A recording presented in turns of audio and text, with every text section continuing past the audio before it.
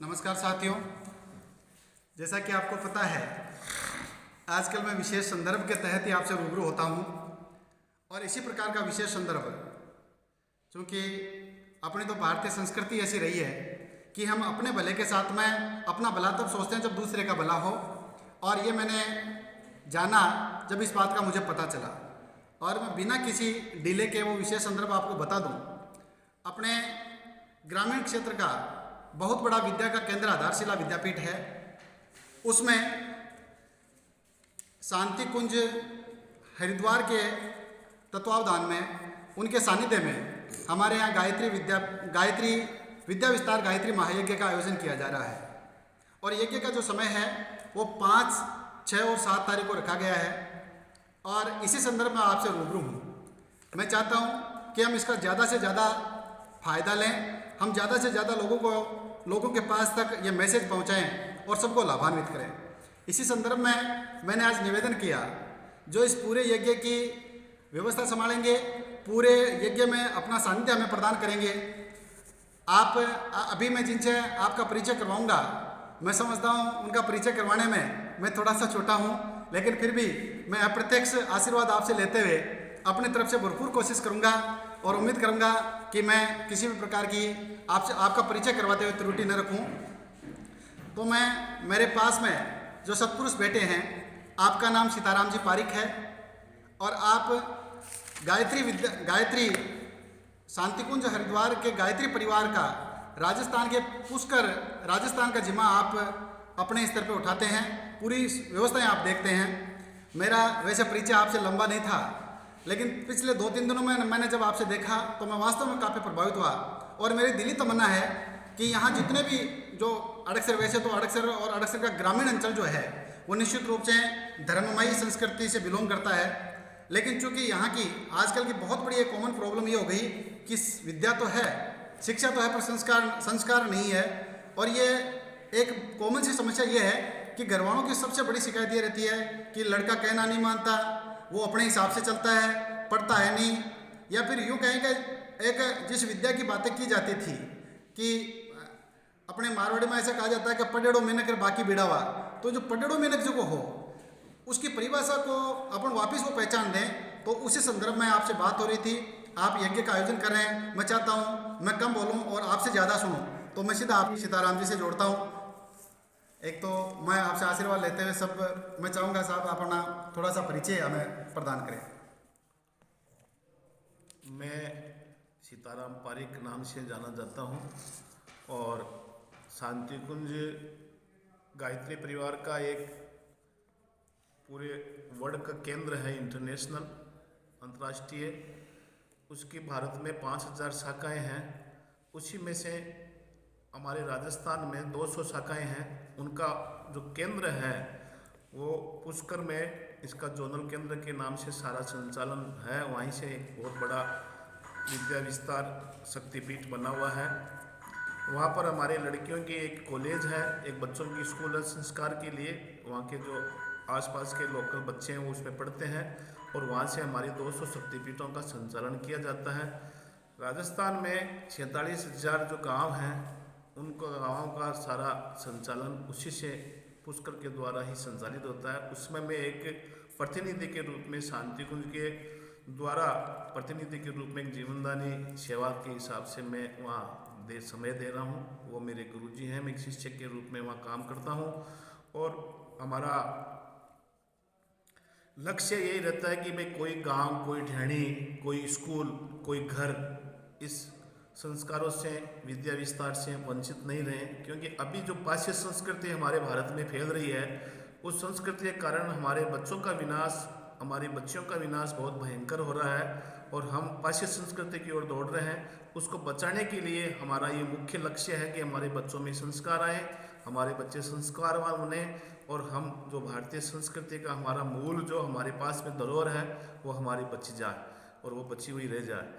इसके संदर्भ में हम ये काम कर रहे हैं और ये 5, 6, 7 को हमको यहाँ करने का अक्सर में मौका मिला है। जानता हूँ वहाँ तक ये है कि इनके जो अपने जो ये शांति कुंज हरिद्वार के जो संस्थापक हैं वो पंडित श्री राम शर्मा आचार्य जी थे। और मैं नहीं समझता मैं या फिर मेरा भाई जो कोई स्कूल में गया है वो आपका कोई कोटेशन किसी स्कूल में नहीं हो, ऐसा मैं नहीं समझता हूँ। तो वो हम सभी उनसे परिचित है। थोड़ा सा गुरुजी ये यज्ञ के बारे में, यज्ञ का क्या महत्व है, ये थोड़ा सा आप हमें अपने मुखारबिंद से बताएं। यज्ञ के महत्व के बारे में थोड़ा सा संक्षिप्त में बता दें। अभी जो वातावरण बिल्कुल बिगड़ चुका है, प्रकृति हमारे अवरुद्ध चल रही है, उसको ठीक करने में यज्ञ सहायक होता है। दूसरा क्या है, जो महामारी बीमारियां हैं उनको नियंत्रित करने में हमारा यज्ञ फर्स्ट प्राथमिकता रखता है। तीसरा, जो प्रदूषण जितना भी पर्यावरण बिगड़ चुका है उसको गैस को ऑक्सीजन गैस में बदलने के लिए कार्बन डाइऑक्साइड इसको हमारे सहयोग प्रदान करता है यज्ञ, और इससे हमारा सात्विक वातावरण बनता है, हम जीवन जीने का बड़ा आनंद आता है। यह इसके मुख्य लक्ष्य हैं। एक गुरुजी मैंने तो ये सुना है, अब क्योंकि चूंकि यह सुना है कि जो यज्ञ में आहुति देता है वो तो परम लाभान्वित होता ही होता है, जहाँ तक यज्ञ की आवाज़ पहुँचती है वो भी लाभान्वित होते हैं। तो मैं कहता हूँ कि वहाँ का जो वातावरण हो, चाहे अणु हो चाहे परमाणु हो, सब उनसे लाभान्वित होते हैं। थोड़ा सा आप इस यज्ञ की रूपरेखा के बारे में, कब कितनी बजे, मतलब कौन सी डेट पे अपना ये यज्ञ शुरू होगा, सबसे पहले का कार्यक्रम क्या है, उसके बाद में दोपहर बाद में क्या, तो यहाँ थोड़ा सा विस्तार से आप उनके बारे में बताएं। 5 तारीख को सुबह 9 बजे इसकी कलश यात्रा निकलेगी। वो हमारे कोठी वाले बालाजी के यहाँ से निकल करके हमारी माता बहनें, गांव अड़कसर की बहनें, हमारी साला की बच्चियाँ, वो कलश भगवान को यहाँ देख के आएगी। कलश भगवान की यहीं स्थापना होगी, आरती होगी और प्रसाद दे करके आपको वहाँ से घर जाने के लिए हम आदेश दे देंगे।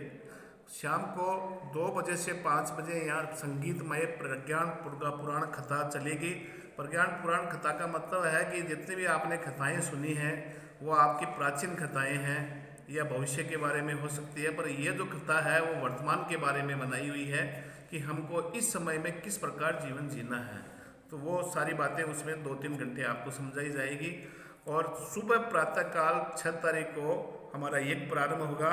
उस यज्ञ से जीवन जीने की कला और हम घर परिवार में शांति से कैसे रह सकते हैं, हमारे घर में जीने का तरीका क्या हो सकता है, वो सारी बातें आपको यज्ञ के माध्यम से बताई जाएगी। 3 घंटा यह यज्ञ चलेगा 6 तारीख को। और शाम को वही कथा और शाम को दीप यज्ञ होगा, जिसमें आप अपने घर से 5 दीपक लेकर के आ सकते हैं।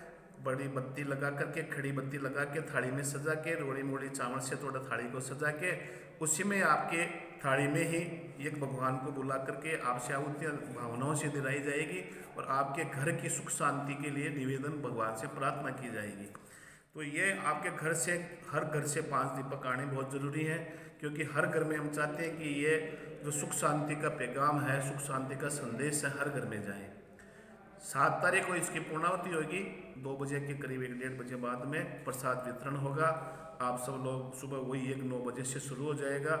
अब इसमें आप अगर तीनों दिन नहीं आ सकते हैं तो हमारा निवेदन है कि आप कम से कम 2 दिन आए। 2 दिन भी नहीं आ सकते तो 1 दिन तो आपकी पूरे परिवार की या परिवार के किसी प्रतिनिधि की उपस्थिति जरूर रहे।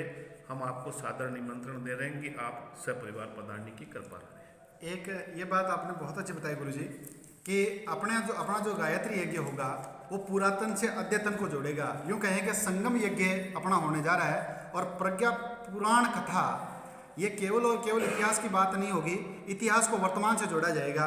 ये भी एक बहुत अच्छी बात है। एक गुरुजी मैं थोड़ा सा इसी के साथ मैं ये भी पूछने जा रहा था कि यज्ञ में जो यज्ञ की आहुति देने वाले, यज्ञ में बैठने वाले हैं, वो अपनी क्या क्या तैयारियां करके यहाँ तक आपके पास तक वो अपने घर से स्नान इत्यादि करके बढ़िया से कपड़े धुले हुए पहन करके या नए कपड़े पहन करके आना है। माता बहनों को अच्छी लाल या पीली साड़ी पहन करके आना है और भाई लोगों को धोती और कुर्ता और साफा लगा के आना है। ये हमारी भारतीय वेशभूषा, अगर इसमें आप आएँ तो बढ़िया रहेगा। बाकी जो भी आप आएंगे हम उसको स्वीकार करेंगे। सामग्री किसी प्रकार की सामग्री की कोई आवश्यकता नहीं है, सब सामग्री आपको यहाँ मिलेगी। ये सारे यहाँ पर संस्कार यज्ञ सब निःशुल्क होगा। आपको तो अपने घर से तैयार होके आना है। फिर भी आपके भाव उमड़े कि हम इस संग में कुछ अपनी आहुति देना चाहते हैं तो हम इसमें आपकी भावनाओं की आहुति ज़्यादा स्वीकार करना उचित समझते हैं कि आप पधारें और अपनी भावनाओं की आहुति देके अपने घर परिवार के लिए लाभ ले जाएं। ये भी बड़ी बात है कि आपको आने के लिए केवल और केवल अपने आप को पूरी तरह से तैयार होकर पूरी तरह से शुद्धता के साथ में आना है। नए कपड़े पहन के आने हैं, साथ में किसी भी प्रकार का आपको किसी प्रकार से अन्यथा कुछ भी सोचने की जरूरत नहीं है। यज्ञ पूरी तरह से निःशुल्क होगा, सबसे बड़ी बात यह है।